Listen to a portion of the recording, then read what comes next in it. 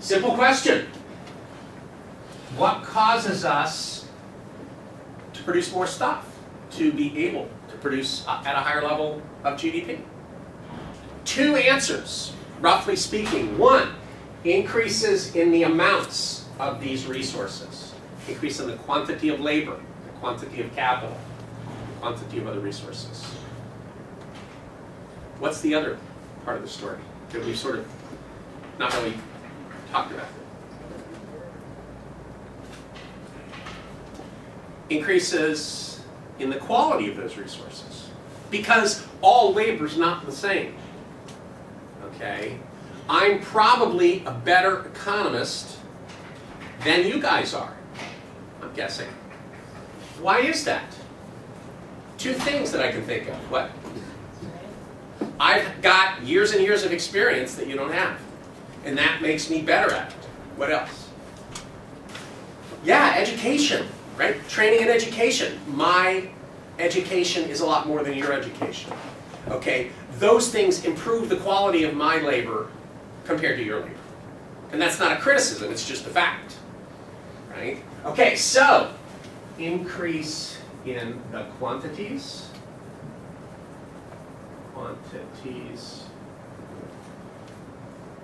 or quality of inputs or resources.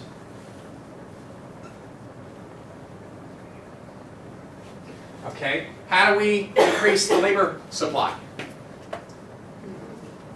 Have more babies. Okay. Oh, what's one other way that we could get more labor? Skilled workers from other countries. Immigration. Yeah, that would work too.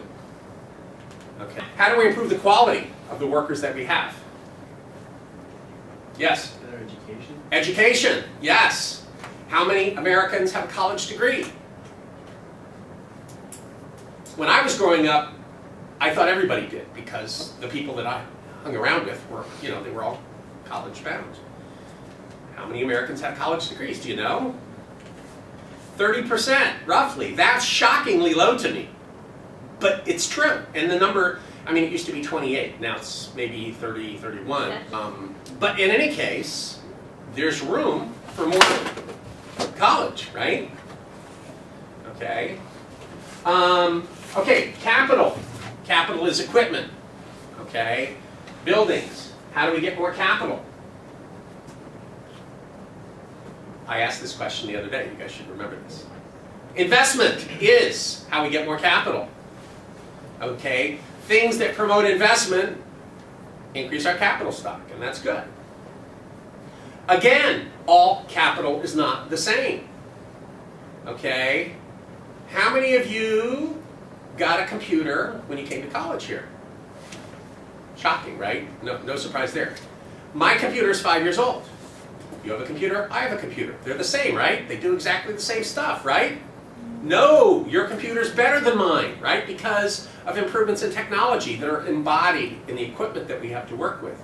So by improving the quality of our capital, we also raise our GDP. What about technology? How do we get more technology?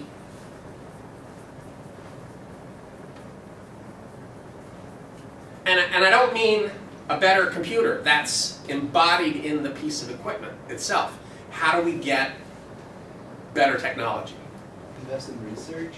Research and development is the process. You know, when businesses put money into research and development, they're looking for better technologies.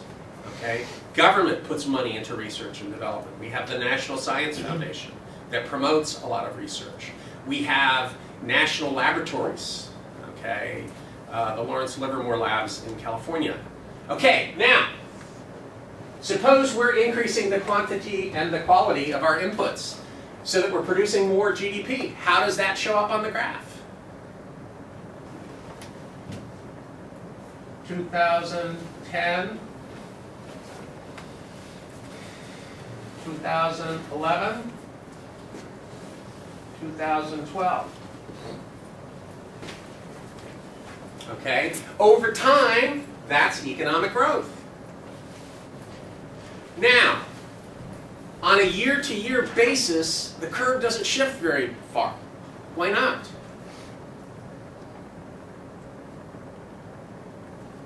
It takes time. It takes time. If you look at the growth in the labor force, right now the U.S. labor force is growing at slightly under 2% per year, right? So on any given year to year, the curve only shifts a little bit. But over a decade, you start to see it, right?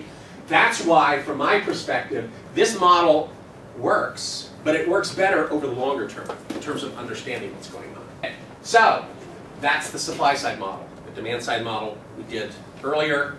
We're going to come back to these things. We're going to plug them in at different times over the next week to show you how they fit in different circumstances.